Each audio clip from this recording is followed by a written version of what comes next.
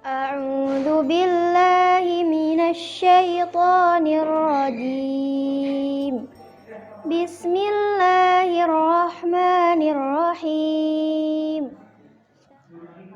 Bismillahirrahmanirrahim. Assalamualaikum warahmatullahi wabarakatuh. Alhamdulillahi rabbil alamin. Hamdan katsiran tayyiban mubarakan fi. Asyhadu an la ilaha illallah wahdahu la syarikalah. Wa asyhadu anna Muhammadan abduhu wa rasuluh. Allahumma salli ala Muhammad wa ala ali Muhammad kama sallaita ala ali Ibrahim. Wa barik ala Muhammad wa ala ali Muhammad kama barakta ala ali Ibrahim fil alamina innaka Hamidum Majid.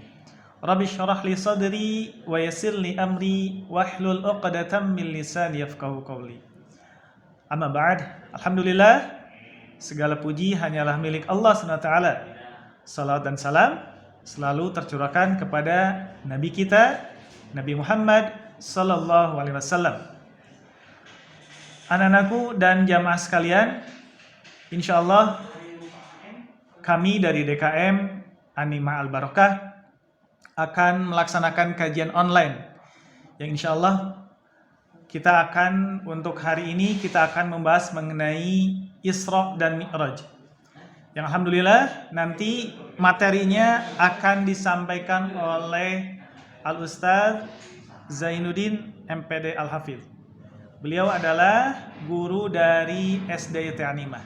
Untuk itu, siapkan diri-diri kalian untuk mendengarkan apa yang akan nanti disampaikan oleh Al-Ustaz. Alhamdulillah, anak-anakku dan jamaah sekalian, Al-Ustaz Zainuddin MPD Al-Hafidh sudah berada di tengah-tengah kita. Mari kita simak bersama-sama materi yang akan disampaikan oleh Al-Ustaz. Kepada Al-Ustaz, kami persilakan.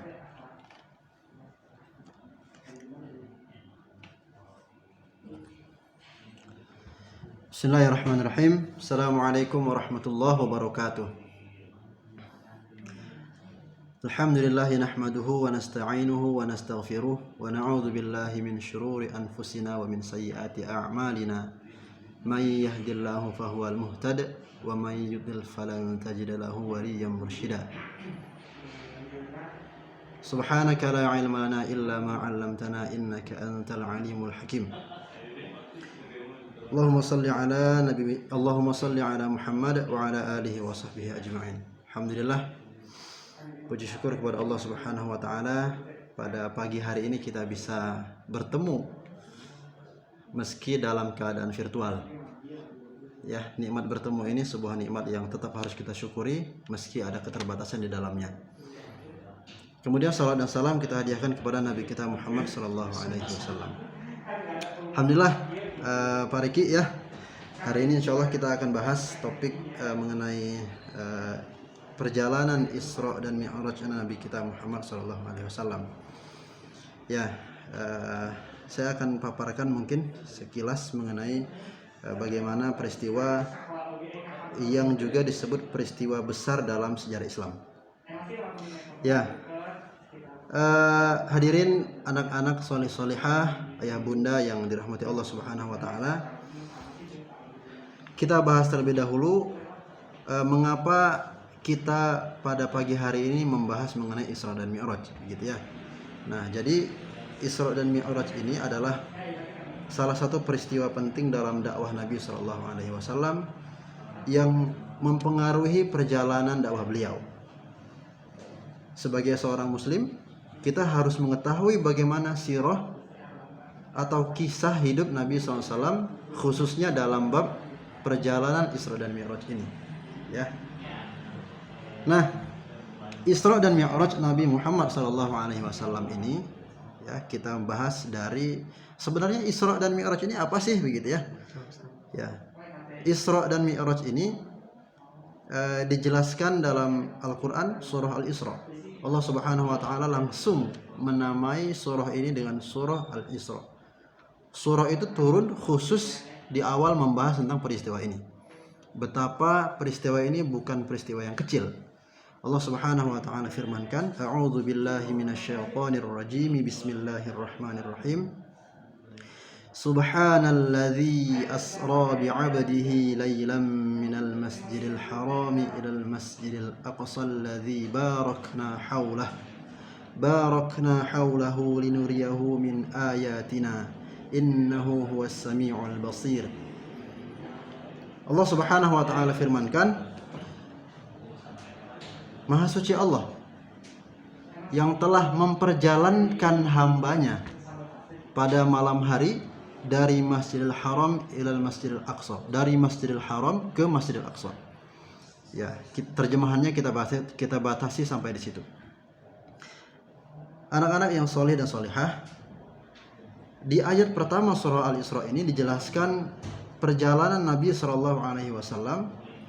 Ya, Isra itu adalah perjalanan Nabi dari Mekah Masjidil Haram ke Masjidil Aqsa Palestina yang dilakukan di malam hari.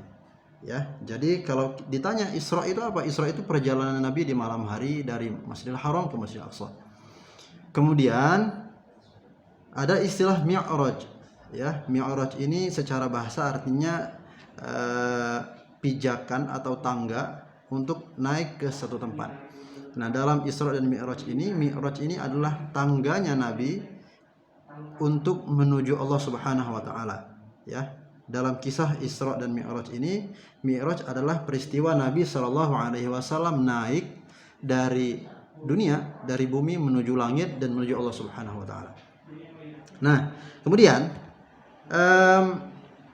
kapan terjadinya? Nah, di sini ya, mengenai kapan terjadinya mungkin sebagian ayah bunda sudah ada yang tahu mengenai terjadi banyak perbedaan pendapat mengenai kapan sebenarnya terjadi peristiwa Isra dan Mi'raj ini, ya, karena peristiwa Isra dan Mi'raj ini, Pak Riki, sangat berkaitan dengan peristiwa yang dialami oleh Nabi SAW itu sendiri. Ya, kita tahu bahwa Nabi SAW itu selama dakwahnya, dari awal dakwahnya itu didukung oleh dua orang hebat. Pertama, orang hebat itu adalah istrinya, ya, Khadijah. Yang kedua adalah pamannya, ya, Abu Thalib. Dua orang ini merupakan tokoh atau orang yang sangat penting, sangat berharga dalam hidup Nabi Shallallahu Alaihi Wasallam. Dan pada tahun ke-10 nubuah, tahun ke-10 setelah Nabi Shallallahu Alaihi Wasallam diangkat menjadi Nabi, kedua orang berharga tersebut dipanggil oleh Allah Subhanahu Wa Taala.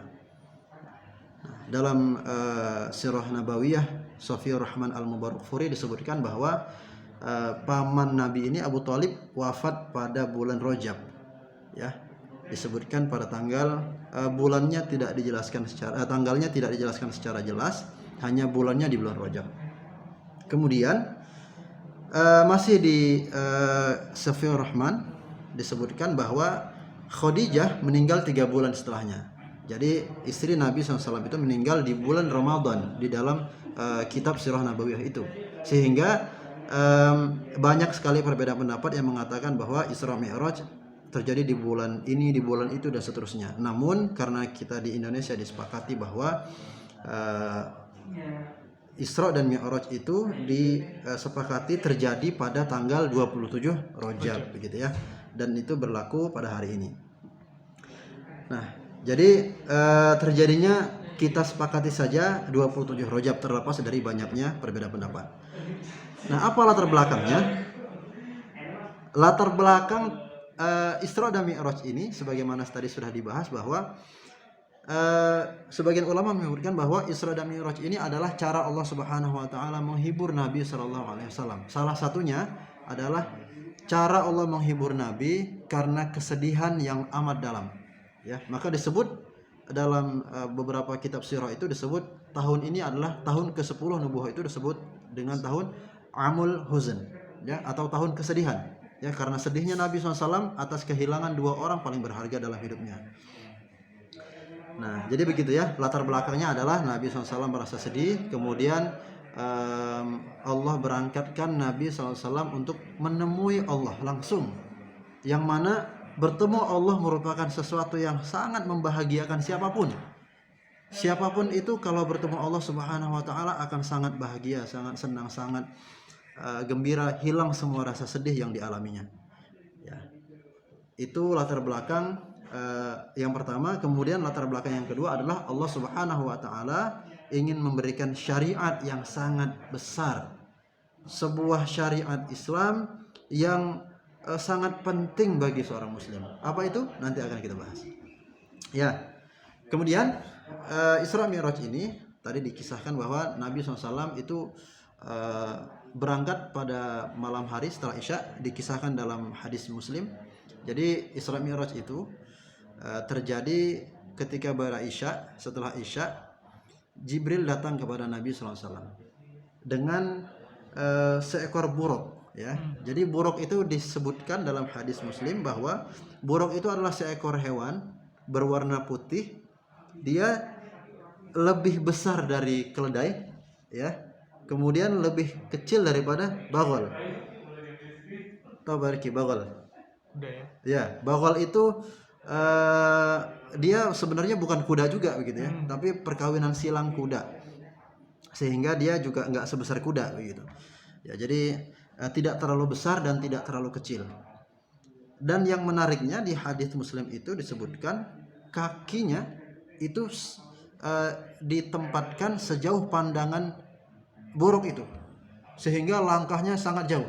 Ya, kita tidak bisa bayangkan apakah mungkin langkahnya itu langsung ke Masjidil Aqsa atau seperti apa. Jadi ujung atau tapak kakinya buruk itu diletakkan sejauh pandangan buruk, sehingga perjalanannya begitu cepat.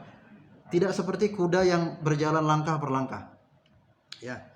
Nah, jadi buruk itu seperti itu, dan Nabi SAW dan Jibril mengendarai buruk dari Masjidil Haram ke Masjidil Aqsa. Sampailah Nabi SAW di Masjidil Aqsa bersama buruk itu. Sampai di Masjidil Aqsa, dan Masya Allah sekali, ananda semua, di Masjidil Aqsa itu telah hadir banyak sekali para nabi yang menunggu kedatangan Nabi SAW. Nabi datang nih ke Masjidil Aqsa. Nabi datang ke Masjidil Aqsa, dan di situ sudah ada tempat parkir untuk memarkirkan kendaraan para nabi. Dan Nabi SAW, Nabi Muhammad SAW memarkirkan buruknya itu di tempat parkirannya kendaraan para nabi. Jadi buruk itu diikat, kemudian Nabi SAW masuk ke dalam Masjidil Aqsa dan melaksanakan sholat 2 rakaat lagi. Ya. Kemudian ya, Nabi SAW sholat 2 rakaat menjadi imam para nabi di masjid itu. Ya, jadi nabi-nabi sebelumnya itu menjadi makmum, Nabi Muhammad SAW menjadi imam. Selesailah sholat 2 rakaat, Nabi Muhammad SAW dan malaikat Jibril kembali naik buruk dan bergegas menuju langit. Ya. Nah, jadi peristiwa Isra itu selesai sampai di Nabi SAW di Masjidil Aqsa melaksanakan sholat mengimami para nabi. Kemudian terjadilah peristiwa Mi'raj. Ya. Nabi SAW itu mulai naik buruk kembali bersama malaikat Jibril, kemudian menuju langit pertama. Ya, sampailah kepada pintu langit pertama, dan Nabi SAW bersama malaikat Jibril meminta izin untuk bisa masuk, untuk bisa melewati langit pertama. Ya, di situ terjadi dialog. Malaikat Jibril meminta izin kepada penjaga langit, ya, penjaga pintu langit. Kemudian ditanyakan, siapa yang datang? Siapa nih? Begitulah kira-kira kata malaikat penjaga. Kemudian dijelaskan oleh Jibril bahwa yang datang adalah malaikat Jibril dan Nabi Muhammad SAW. Ya, kemudian ditanya lagi oleh malaikat yang menjaga, apakah dia memang diutus untuk melewati ini? Dijawab oleh Jibril, ya, dia diutus. Kemudian dibukakanlah pintu langit pertama. Jadi Nabi SAW naik ke langit pertama, dan di situ Nabi SAW bertemu dengan Nabi Adam alaihissalam. Ya, Insya Allah. Jadi di saat yang sedih tadi begitu ya, Nabi SAW kemudian mengimami sholat nabi-nabi yang lain, naik ke langit pertama bertemu dengan bapaknya manusia. Ya, manusia pertama yang Allah ciptakan, Nabi Adam alaihissalam. Nah, kemudian Nabi Adam alaihissalam menyapa Nabi Muhammad, begitupun sebaliknya dan Nabi bersama dengan Nabi Muhammad bersama malaikat Jibril melanjutkan perjalanan ke langit kedua, begitu ya. Lanjut perjalanan ke langit kedua. Sama seperti langit pertama, malaikat Jibril meminta izin, kemudian diizinkan untuk lewat, sampailah Nabi Muhammad dan malaikat Jibril ke langit kedua. Dan di situ bertemu dengan Nabi Yahya dan Nabi Isa. Ya, insyaallah ya. Jadi bertemu dengan Nabi Yahya dan Nabi Isa. Sebagaimana juga di langit pertama, Nabi Muhammad dan Nabi Yahya beserta Nabi Isa itu saling bersapa, ya. Kemudian Nabi Muhammad dan Jibril melanjutkan perjalanan ke langit ketiga. Sampai ke langit ketiga, sama seperti langit pertama, kedua, ya, malaikat Jibril dan Nabi Muhammad meminta izin untuk lewat, untuk masuk, diizinkan. Dan di langit ketiga ini Nabi Muhammad SAW bertemu dengan Nabi Yusuf. Masya Allah ya, Nabi Yusuf bertemu dengan Nabi Yusuf, kemudian sama seperti nabi-nabi sebelumnya saling bersapa, ya. Kemudian dari langit ketiga naik ke langit keempat, ya, meminta izin, kemudian diizinkan. Kemudian di langit keempat ini Nabi Muhammad SAW bertemu dengan Nabi Idris. Jadi Nabi Idris, ya, Insya Allah.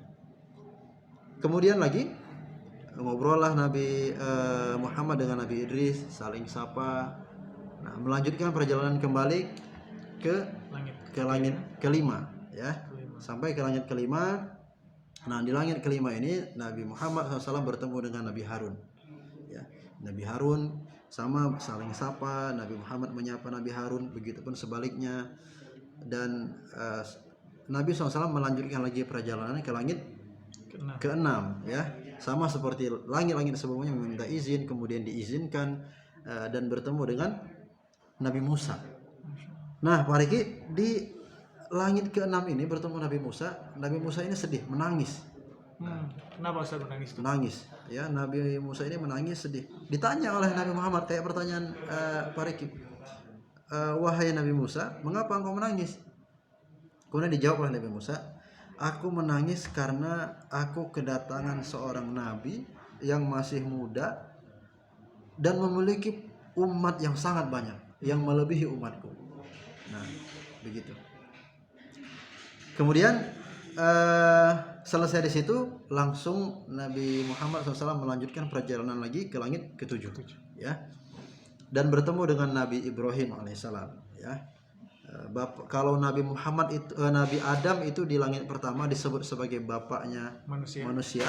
Di langit ketujuh Nabi Muhammad SAW bertemu dengan Nabi Ibrahim sebagai bapaknya para nabi, ya. Masya Allah. Setelah itu barulah Nabi Muhammad SAW menuju Sidratul Muntaha, ya, menuju Sidratul Muntaha, kemudian memasuki lokasinya di mana Allah Subhanahu wa taala, ya. Nah, disitulah kemudian Allah Subhanahu wa taala bertemu langsung dengan Nabi Muhammad SAW, atau Nabi Muhammad SAW bertemu atau menemui langsung Allah Subhanahu wa taala. Ya. Kemudian Allah Subhanahu wa taala memberikan syariat, ya. Maka di sini tadi ada dua. Tadi disebutkan di awal bahwa Isra dan Mi'raj ini pertama adalah untuk menghibur kesedihan Nabi. Nabi Muhammad SAW bertemu dengan Allah adalah sebuah kebahagiaan yang dinanti-nantikan, diidam-idamkan oleh seluruh manusia. Kemudian yang kedua adalah untuk menerima syariat yang sangat besar. Apa syariatnya itu? Nah, nggak tanggung-tanggung nih Pak Riki. Allah kasih perintah untuk melaksanakan sholat 50 waktu. Ya. 50 waktu ya. 50 waktu ya. Jadi 24 jam itu kita bayangin 50 waktu itu kalau kita bagi gimana ya? Ya. Jadi mungkin setengah jam sekali mungkin ya. Bisa jadi setengah jam sekali sholat. Kan waktu 24 jam ya. Itu juga belum cukup. Kalau ada 24 jam, 30 menit sekali berarti baru 48 waktu. Ya. Iya. Ya, berarti masih butuh lebih ini lagi begitu ya. Lebih singkat lagi dari 30 menit. Allah beri syariat, Allah perintahkan untuk sholat 50 waktu. Ya. Kemudian dalam hadis Muslim itu dilanjutkan Nabi Muhammad SAW turun dari Sidratul Muntaha, kemudian bertemu dengan Nabi Musa alaihissalam. Ya. Nabi Musa ini ya tadi disebutkan di langit ke-6, jadi memang tidak begitu jauh dari Sidratul Muntaha, dan ada obrolan yang tadi agak emosional sebelumnya. Ya, maka mengobrollah Nabi Muhammad dengan Nabi Musa ini. Ya, kemudian ditanya oleh Nabi Musa, syariat apa yang diterima? Wahai Nabi Muhammad, syariat apa yang kau terima? Ya. Allah Subhanahu wa taala memerintahkan kepada kami untuk sholat 50 waktu. Ya. Kemudian kata Nabi Musa, mintalah keringanan kepada Allah, karena umatmu sepertinya tidak akan sanggup, tidak akan mampu untuk sholat 5 waktu. Ya tadi kita bayangin kalau misalkan 24 jam ada 50 waktu, berarti mungkin sekitar ya 20 menit atau 25 menit sekali kita sholat, 25 menit sekali kita sholat, dan seterusnya gitu ya. Nah, maka kata Nabi Musa, umatmu tidak akan sanggup, mintalah keringanan kepada Allah. Datanglah Nabi SAW, Nabi Muhammad kepada Allah menghadap kembali dan meminta keringanan. Kemudian Allah beri keringanan 5, pengurangan 5 ya. Ya, dikurangin 5 ya jadi 45 begitu ya. Nah, datang lagi kepada Nabi Musa ya. Nabi Muhammad ini datang lagi kepada Nabi Musa alaihissalam, disampaikan berapa jadinya. Gitu ya. Kemudian kata Nabi Muhammad SAW, Allah beri keringanan 5 ya, dikurangi 5 ya. Kemudian kata Nabi Musa, umatmu belum sanggup kalau segitu, minta lagi kekurangan, minta lagi keringanan dari Allah. Hingga akhirnya Nabi Muhammad SAW berulang kali menghadap Allah meminta keringanan, sampai akhirnya syariat sholat itu hanya 5 waktu saja ya. Dan menghadap lagi lah Nabi Muhammad kepada Nabi Musa alaihissalam. Ditanya lagi oleh Nabi Musa, berapa jadinya? Dijawab oleh Nabi Muhammad SAW, Allah mewajibkan 5 waktu sehari semalam untuk kami. Kemudian kata Nabi Musa, mintalah keringanan lagi. Karena sepertinya umatmu tidak akan sanggup dari 5 waktu itu gitu ya. Masya Allah, Nabi Musa ini memang kita tahu Nabi Musa ini orang yang sangat cerdas, Nabi yang sangat cerdas ya. Bahkan Nabi Musa ini menantang, meminta kepada Allah, ya Allah tunjukkan orang yang lebih cerdas daripada aku begitu kan. Di kisahnya kita tahu yang hingga akhirnya Allah pertemukan dengan Nabi Khidir kan begitu di surah Al-Kahfi itu. Nah, dan ya kita tahu Nabi Musa ini cerdas, makanya beliau mengatakan begitu. Namun apa jawaban Nabi Muhammad SAW ya, wahai Nabi Musa, aku malu ya, kalau aku meminta keringanan lagi kepada Allah Subhanahu wa taala.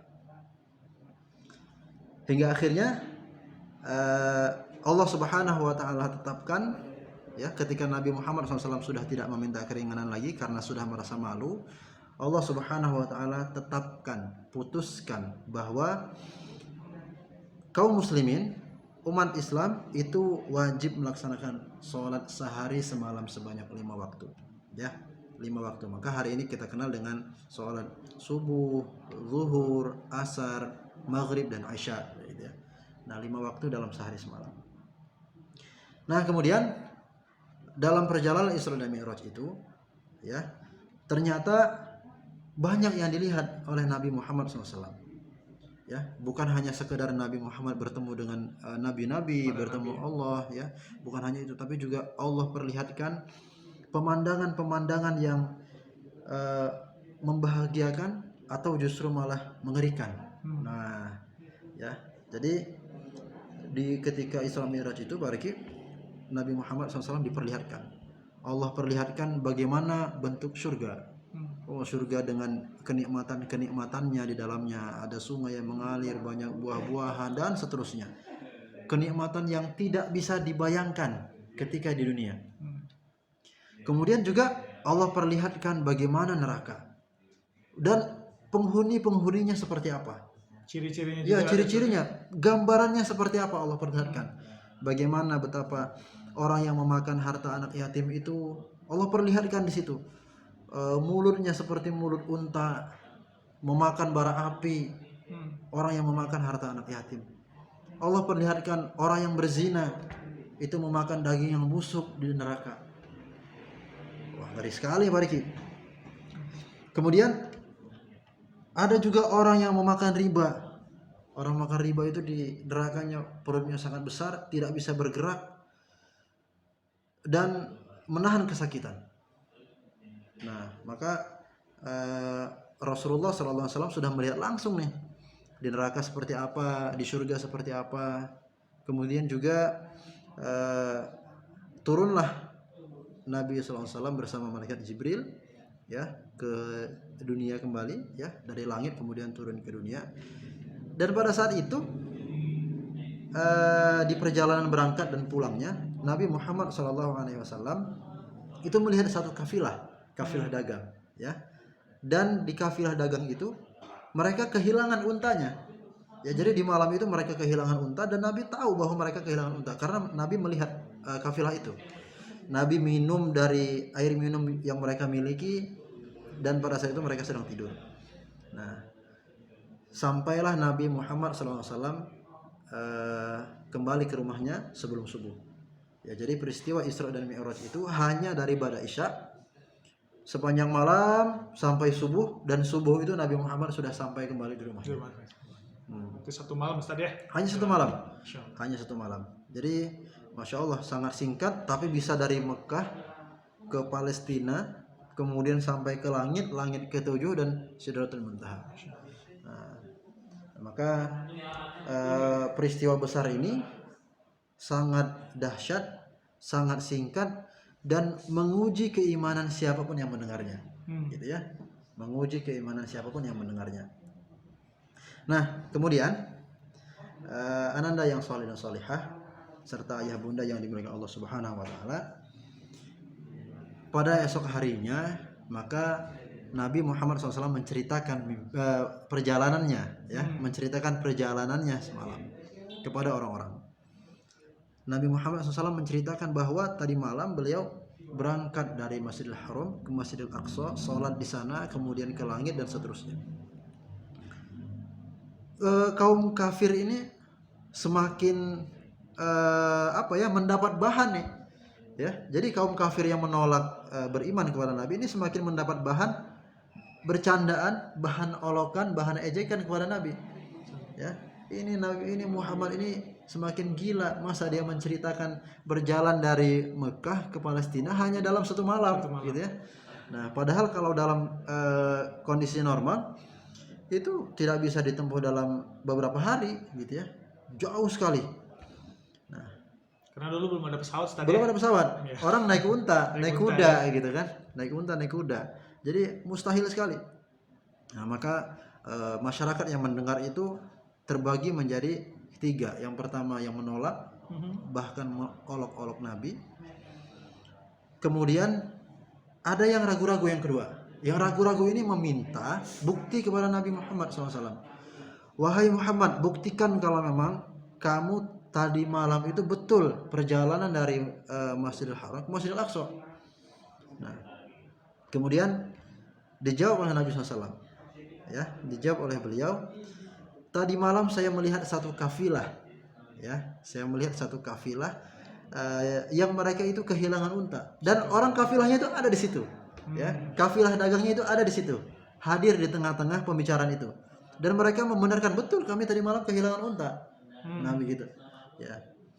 Kemudian juga ada yang menanyakan, orang-orang yang ragu-ragu ini menanyakan, wahai Muhammad, kalau memang betul kamu ini sudah ke Masjidil Aqsa, coba jelaskan, sebutkan ciri-ciri dari Masjidil Aqsa. Ya, diceritakan oleh Nabi SAW ciri-ciri Masjidil Aqsa itu begini. Dan orang yang pernah ke Masjidil Aqsa kemudian membenarkan, oh iya betul. Dan orang-orang tahu Nabi Muhammad sebelumnya belum pernah ke sana. Ya. Nah, maka ini orang yang ragu-ragu, ya, orang yang ragu-ragu. Ya, jadi setelah mendengar dia masih belum beriman. Dia sudah percaya bahwa peristiwa itu betul dengan ciri-ciri yang disampaikan oleh Nabi Muhammad, namun mereka tidak beriman. Masih belum beriman, Ustaz, masih belum beriman. Walaupun dengan jawaban dari Nabi Muhammad juga. Betul, ya, sudah bukti-bukti disampaikan. Dan yang ketiga, kelompok ketiga ini adalah kelompok yang semakin percaya. Dari kita kenal pada saat itu ya, Abu Bakar As-Siddiq langsung membenarkan cerita Nabi Shallallahu Alaihi Wasallam. Maka saat itu Abu Bakar digelar dengan As-Siddiq, ya, orang yang dipercaya, orang yang membenarkan. Nah, maka itu 3 kelompok yang merespon dari kisah Isra dan Mi'raj ini. Ya, itu mungkin Pak Riki gambaran dari peristiwa Isra dan Mi'raj ini. Kalau kita ambil dari Sirah Nabawiyah Muhammad SAW, ya, kemudian dari kitab-kitab hadis juga. Nah, kurang lebih gambarannya seperti tadi. Baik, alhamdulillah, syukran Ustaz. Alhamdulillah anak-anakku yang dirahmati Allah Taala, ayah bunda dan jamaah sekalian. Tadi sudah dijelaskan oleh Al-Ustaz mengenai sejarah singkat mungkin ya tentang Isra dan Mi'raj. Mudah-mudahan materi yang sudah disampaikan oleh Ustaz semakin kita memahami apa pengertian Isra dan Mi'raj dan semakin kita menambah keimanan dan ketakwaan kepada Allah SWT. Alhamdulillah anak-anak, sekarang kita masuk ke sesi tanya jawab. Yang kemarin sudah mengirimkan pertanyaannya lewat IG ya. Yang pertama adalah pertanyaan dari Ananda Rayan K45. Pertanyaannya adalah, Ustaz mohon nanti dijawab ya. Apa yang melatar belakangi terjadinya Isra dan Mi'raj? Silakan Ustaz. Ya, untuk latar belakang tadi sudah dibahas juga di awal ya. Latar belakang dari Isra dan Mi'raj ini ada 2 setidaknya. Yang pertama adalah karena Nabi Muhammad SAW sedang mengalami perasaan yang amat sedih, yang kita kenal dengan Amul Huzn, tahun kesedihan. Ya, Nabi Muhammad SAW itu di tahun yang sama, tahun ke-10 kenabian, itu ditinggal 2 orang yang sangat berharga dalam hidupnya. Yang pertama adalah pamannya, ya. Yang pertama pamannya Abu Thalib itu meninggal pada bulan Rajab. Kemudian 3 bulan setelahnya yang meninggal adalah istrinya yang sangat Nabi Muhammad SAW cintai. Nah, sehingga ini menimbulkan kesedihan yang amat sangat besar dalam hati Nabi Muhammad SAW. Untuk itulah maka Allah Subhanahu Wa Taala ingin menghibur, ya, memberikan kebahagiaan dalam hati Nabi Muhammad SAW dengan cara mengundang, gitu ya, mengundang Nabi Muhammad menghadap beliau, menghadap Allah Subhanahu Wa Taala. Kemudian latar belakang yang kedua adalah Allah Subhanahu Wa Taala ingin memberikan satu syariat yang sangat besar, syariat yang sangat agung, syariat yang sangat penting dalam kehidupan seorang muslim. Syariat apa itu? Syariat sholat. Ya, tadi sudah disampaikan, sudah kita bahas secara panjang lebar mengenai bagaimana sholat ini diperintahkan oleh Allah, kemudian terjadi tawar menawar atau Nabi Muhammad meminta keringanan kepada Allah dan seterusnya, hingga akhirnya kita hari ini wajib melaksanakan sholat 5 waktu. Nah, kemudian karena pentingnya sholat ini, maka Allah Subhanahu Wa Taala tidak memberikan atau tidak memerintahkan pelaksanaannya melalui malaikat Jibril, tapi langsung Allah Subhanahu Wa Taala sendiri yang memerintahkannya. Nah, betapa pentingnya, betapa besarnya syariat sholat ini dalam kehidupan kita. Itu mungkin Pak Riki. Alhamdulillah, pertanyaan dari yang pertama ya, dari Ryan 45 mengenai latar belakang terjadinya Isra Mi'raj sudah terjawab dengan baik oleh Al-Ustaz ya. Pertanyaan kedua adalah, ini pertanyaannya disatukan ya, ada 3 pertanyaan. Yang pertama adalah Ausofali menanyakan, Ustaz, apa makna buraq dalam peristiwa Isra dan Mi'raj? Lalu mengapa Allah tidak berkomunikasi secara sirran? Lalu yang kedua, pertanyaan selanjutnya biar disatukan waktunya. Dari Raya Haura Lubna, apa keistimewaan Masjidil Aqsa bagi umat Islam? Dan yang ketiga, dari guru kita nih, salah satunya adalah dari Pak Riki Indra, kenapa Rasul tidak berangkat dari Masjidil Haram lalu ke langit saja, tapi harus ke Masjidil Aqsa terlebih dahulu? Silakan Ustaz. Ya, pertanyaan mengenai bagaimana bentuk buraq, ya, dalam hadis riwayat Muslim disebutkan buraq ini disebutkan bahwa borok adalah hewan berwarna putih, lebih besar daripada keledai, namun juga lebih kecil daripada bagol atau kuda gitu ya. Nah, jadi kalau ditanya borok itu seperti apa ya, seperti itu. Dijelaskan langsung bahwa memang bentuknya hewan, besarnya seperti tadi, namun memang agak panjang, dan tadi disebutkan bahwa kakinya itu atau telapaknya diletakkan sejauh pemandangannya, sejauh jarak pandangnya. Nah, begitulah buruk. Nah, inilah yang membuat mengapa Nabi Muhammad SAW bisa sampai ke Masjidil Aqsa dengan begitu cepatnya. Ya. Kemudian pertanyaan mengenai mengapa Allah tidak berbicara dengan Nabi Muhammad sirron. Mungkin maksudnya kenapa tidak sembunyi-sembunyi atau terhijab seperti Nabi Musa mungkin ya.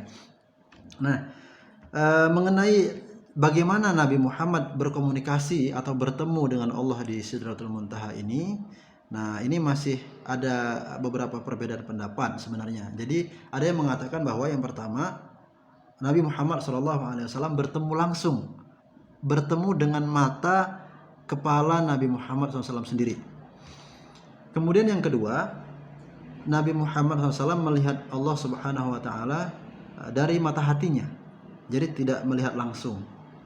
Kemudian yang ketiga, Nabi Muhammad SAW hanya mendengar saja, jadi tidak melihat langsung. Nah, maka dari ketiga ini ya, sebagai ulama sudah menjelaskan bahwa ada yang menjelaskan melihat langsung, ada yang hanya melihat dengan mata hati dan mendengar kalam Allah Subhanahu Wa Taala saja. Kemudian, nah, mengapa tidak dijelaskan secara jelas seperti Nabi Musa alaihissalam, yang mana Nabi Musa dengan Allah itu berkomunikasi tidak langsung. Nah, ini peristiwa Isra dan Mi'raj ini adalah salah satu cara Allah Subhanahu Wa Taala ingin menunjukkan juga bahwa Nabi Muhammad ini adalah Sayyidul Anbiya. Nabi Muhammad ini nabi yang paling istimewa dibandingkan nabi-nabi lainnya. Dari awal Nabi Muhammad itu ke Masjidil Aqsa, kemudian sholat di sana. Nabi Muhammad yang usianya paling muda di antara nabi-nabi yang lain, diutusnya terakhir, tapi menjadi imam para nabi-nabi yang lainnya. Nah, ya. Kemudian juga Allah Subhanahu Wa Taala bertemu langsung dengan Nabi Muhammad. Nah, ini juga sebagai bentuk bahwa Nabi Muhammad SAW adalah nabi yang paling mulia dibandingkan yang lain. Maka disebutkan Nabi Muhammad ini sebagai Sayyidul Anbiya atau pimpinannya para nabi. Kemudian ada pertanyaan juga tadi dari Pak Riki ya mengenai keistimewaan Masjidil Aqsa. Ya, Masjidil Aqsa ini adalah masjid yang sangat istimewa bagi kita sebagai kaum muslimin. Masjidil Aqsa ini letaknya di Palestina hari ini ya. Mungkin nanti di lain waktu kita bisa bahas lebih lanjut seperti apa sih Masjidil Aqsa itu. Apakah yang gambar kubahnya emas saja atau bagaimana, kemudian bagaimana sejarahnya dan seterusnya. Mungkin nanti di lain kesempatan kita bisa bahas. Namun sekilas mengenai keistimewaan Masjidil Aqsa ini adalah, pertama, Masjidil Aqsa ini adalah masjid kedua yang dibangun di atas bumi ini. Jadi masjid yang pertama adalah Masjidil Haram, masjid yang kedua adalah Masjidil Aqsa. Ya, Masjidil Aqsa ini dibangun oleh Nabi Sulaiman alaihissalam. Kemudian keistimewaan keduanya adalah Masjidil Aqsa ini kiblat pertama, ya, kiblat pertama kaum muslimin. Jadi kita tahu dalam surah Al-Baqarah disebutkan juga ya, ada juga masjid kiblatain, ya, ada masjid yang Nabi SAW itu pernah sholat di situ, kemudian mengubah arah kiblatnya yang sebelumnya arahnya ke Masjidil Aqsa, kemudian menjadi ke Masjidil Haram. Ya, jadi itu keistimewaan kedua. Kemudian keistimewaan ketiga, Masjidil Aqsa ini nilai ibadah ketika kita sholat di sana lebih tinggi nilainya atau pahalanya daripada kita sholat di masjid yang lain, masjid biasa. Tapi tetap lebih tinggi derajatnya kita sholat di Masjidil Haram. Ya, ini pernah terjadi diskusi antara para sahabat. Kemudian para sahabat ini ngobrol nih, mana yang lebih utama, mana yang lebih tinggi nilainya, Masjidil Haram atau Masjidil Aqsa. sahabat diskusi, kemudian Nabi SAW menjelaskan, ya, sholat di Masjidil Haram, sholat di masjidku ini lebih tinggi nilainya daripada Masjidil Aqsa, begitu kira-kira. Kemudian ada keutamaan lain seperti doa Nabi Sulaiman alaihissalam ketika membangun Masjidil Aqsa, bahwa orang yang sholat di Masjidil Aqsa maka didoakan agar dosanya diampuni dan Allah kabulkan, begitu. Ya, jadi Nabi Sulaiman berdoa, ya Allah, siapa yang sholat di masjidku ini, maka selesai dia sholat, ampunkan dosanya, maka Allah ampunkan. Nah, begitu. Dan masih banyak keutamaan-keutamaan lainnya dari Masjidil Aqsa ini. Ya. Kemudian, sekaligus membahas Masjidil Aqsa, namun sayangnya hari ini Masjidil Aqsa kita, ya, masjid yang sangat istimewa bagi kaum muslimin, hari ini sudah sulit untuk kita kunjungi, ya, karena gangguan dari bangsa Yahudi dan seterusnya. Dan kita sebagai seorang muslim juga berhak, wajib untuk mendoakan, ya, berharap, membantu saudara-saudara kita di Palestina agar suatu saat kita bisa sholat di sana. Harapan terbesar kita, karena Nabi SAW menganjurkan kita sholat di sana, banyak hadis-hadisnya juga. Nah, maka kita berdoa kepada Allah agar suatu saat kita bisa sholat di sana.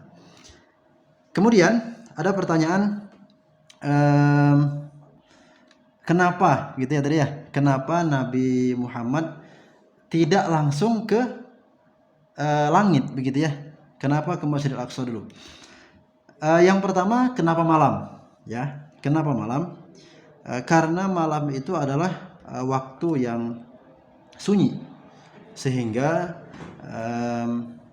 waktu itu lebih mudah kita untuk khusyuk dan seterusnya. Ya, makanya sholat pun di Masjidil Aqsa-nya dilakukan di malam hari. Kemudian yang kedua adalah kenapa Nabi Muhammad langsung ke langit, kenapa Nabi Muhammad SAW ke Masjidil Aqsa dulu, kenapa tidak langsung ke langit? Jawabannya adalah agar Nabi Muhammad memiliki bukti ketika dimintai bukti oleh orang-orang yang ragu, seperti tadi yang sudah disampaikan. Ya, jadi Nabi Muhammad itu dari Masjidil Haram ke Masjidil Aqsa melihat ada kafilah yang untanya hilang, dan itu menjadi bukti ketika ada orang yang meragukan itu. Ketika ditanya, coba buktikan, Nabi Muhammad bisa jawab, buktinya adalah tadi malam saya melihat ada kafilah yang untanya hilang dan seterusnya. Ada yang bertanya lagi, coba sebutkan ciri-ciri Masjidil Aqsa, dan Nabi Muhammad bisa menjelaskan ciri-cirinya. Coba kalau misalkan Nabi Muhammad langsung ke langit, coba jelaskan ciri-ciri langit ke-1 dan seterusnya. Tidak ada orang yang pernah ke langit ke-1, ke-2 dan seterusnya, sehingga tidak ada orang yang bisa mengukur kebenaran itu, gitu. Tapi kalau yang tadi kafilah yang kehilangan unta, itu bisa diukur kebenarannya. Oh ya, ada orang yang hilang untanya tadi malam. Kemudian ketika ditanya, sebutkan ciri-ciri Masjidil Aqsa, ada orang yang pernah ke Masjidil Aqsa dan betul itu ciri-ciri Masjidil Aqsa. Ya, jadi ini adalah cara Allah Subhanahu wa taala agar peristiwa Isra dan Mi'raj ini dapat diberikan buktinya juga, ya. Begitulah kira-kira. Namun di lain itu semua, tentu Allah Subhanahu wa taala yang sudah punya rencana terbaik yang mungkin lebih dari itu, gitu ya. Allah sebaik-baiknya pembuat rencana. Alhamdulillah, anak-anak, pertanyaan yang disampaikan oleh Ananda Ausofali, lalu Ananda Raya Hawura Lubna, dan satu lagi dari Pak Indra sudah terjawab ya dengan baik oleh Al-Ustadz. Ini sekarang ada pertanyaan terakhir sekalian penutup yang akan nanti disampaikan oleh Al-Ustadz. Ini pertanyaan terakhir adalah, apa hikmah peristiwa Isra Mi'raj bagi kita sebagai umat Islam? Silakan Ustadz langsung jawab sekalian dengan closing untuk penutup. Ya, terima kasih Pak Riki untuk pertanyaan terakhir mengenai hikmah, ya. Nah, ini yang paling penting sebenarnya. Kita dalam mempelajari sesuatu tidak selesai pada kisah, tidak selesai pada ilmu, ya, tapi juga harus pada hikmah. Nah, ada pelajaran-pelajaran yang harus kita ambil dari setiap peristiwa. Nah, dalam hal ini peristiwa Isra dan Mi'raj ini, ya, ada beberapa hikmah yang bisa kita ambil. Yang pertama adalah Karena Isra dan Mi'raj ini adalah peristiwa Allah Subhanahu wa taala mensyariatkan salat 5 waktu. Nah, maka kita ambil hikmah bahwa salat 5 waktu ini merupakan salat yang sangat besar, salat yang sangat penting dalam kehidupan seorang muslim. Kalaulah salat ini bukan sesuatu yang penting, tidak perlu Allah Subhanahu wa taala memanggil Nabi Muhammad menghadap ke Sidratul Muntaha. Seperti syariat-syariat yang lain saja, salat, seperti syariat zakat, puasa yang Allah wahyukan, Allah perintahkan melalui malaikat Jibril. Nah, begitu. Ya. Kemudian, apa bukti selanjutnya bahwa salat ini adalah sesuatu yang penting? Ya, Nabi SAW memprioritaskan salat ini dibandingkan ibadah-ibadah lainnya. Ya. Nabi SAW itu menjadikan salat sebagai ibadah yang sangat utama. Bahkan Nabi Muhammad SAW katakan bahwa salat adalah pelipur mataku.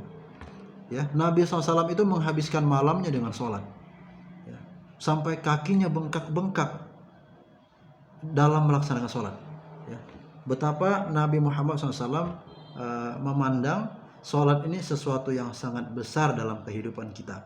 Dan memang begitulah adanya. Itu yang pertama, hikmah yang pertama. Hikmah yang kedua, nah, Isra ini terjadi di waktu malam, dan malam ini adalah waktu yang juga istimewa dibandingkan waktu siang. Ya, berkaitan juga dengan yang pertama mengenai sholat. Ya, malam ini adalah waktu yang sangat baik bagi kita untuk melaksanakan sholat. Bahkan sholat wajib pun itu di dalamnya ada waktu maghrib dan isya. Dan subuh itu sudah tidak malam lagi ya. Kalau subuh itu sudah tidak malam lagi. Kemudian di dalamnya ada sholat tahajud, ada sholat witir yang hanya bisa dilakukan di malam hari. Tarawih juga, kita sebentar lagi masuk Ramadan. Kemudian juga sholat sunat lainnya juga afdalnya atau lebih baiknya dilakukan di malam hari. Sholat taubat, kemudian sholat tasbih dan seterusnya. Ya. Nah, maka malam ini adalah waktu yang istimewa juga bagi kita untuk mendekatkan diri kepada Allah, ya. Karena disebutkan juga bahwa as-shalatu mi'rajul muslimin, salat ini adalah tangganya bagi seorang muslim untuk menghadap Allah Subhanahu wa taala, dan waktu terbaik untuk menghadap Allah adalah di malam hari. Ya, maka hikmah yang kedua adalah waktu malam, waktu yang sangat istimewa bagi kita seorang muslim, yang terbaik kita gunakan untuk mendekatkan diri kepada Allah Subhanahu wa taala.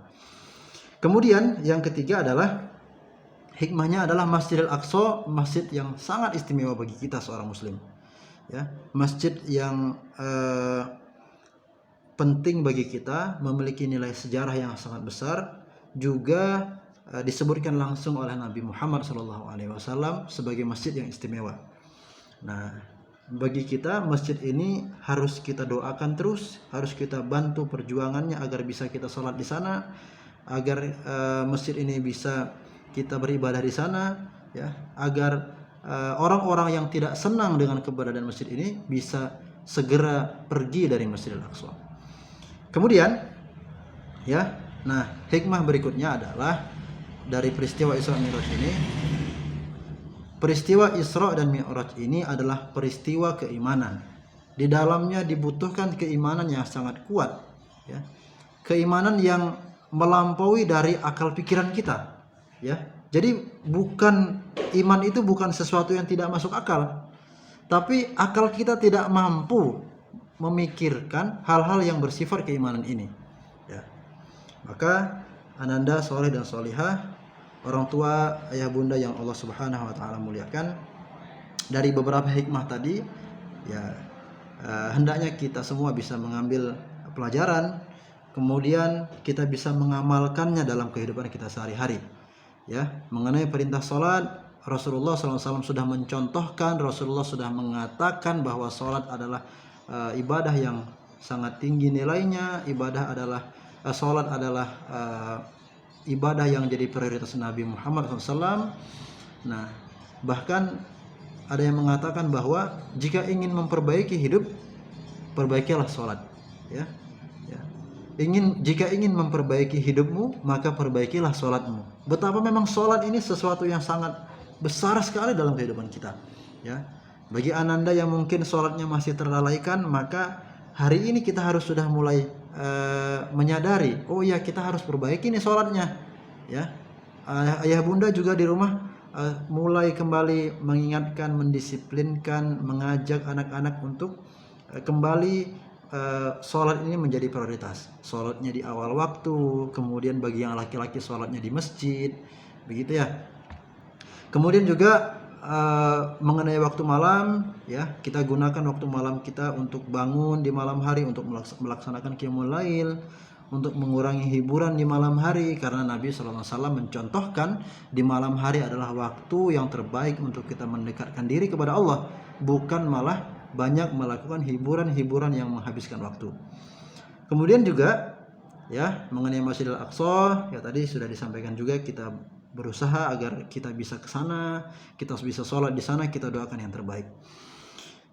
Pak Riki, kemudian ayah bunda dan ananda semua, mungkin itu ya dari peristiwa Isra dan Mi'rajnya Nabi Muhammad SAW, sebuah peristiwa besar dalam perjalanan Nabi, perjalanan dakwah Nabi Muhammad SAW yang kiranya harus kita ketahui, harus kita pelajari, dan tentu kita ambil hikmahnya, ya. Setelah itu kita amalkan dalam kehidupan kita sehari-hari. Itu saja mungkin dari saya, ya Pak Riki. Mohon maaf jika saya ada salah kata atau ada salah ucap. Mohon maaf dari saya, itu semuanya kesalahan dari saya. Semua yang benar itu dari Allah Subhanahu Wa Taala. Assalamualaikum warahmatullahi wabarakatuh. Waalaikumsalam warahmatullahi wabarakatuh.